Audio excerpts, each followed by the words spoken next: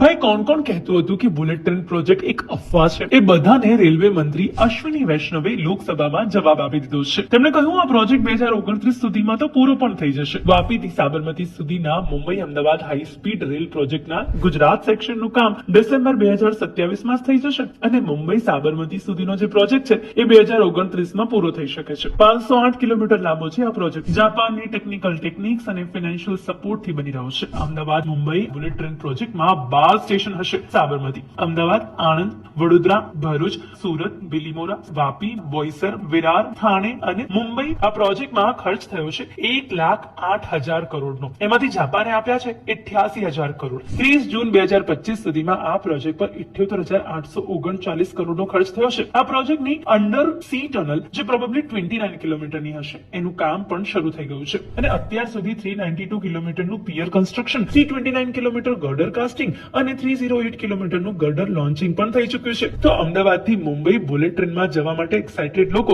બસ હવે બહુ રાહ નથી જોવાની. કામ ખૂબ જ ઝડપથી ચાલી રહ્યું છે અને આ કોઈ અફવા નથી.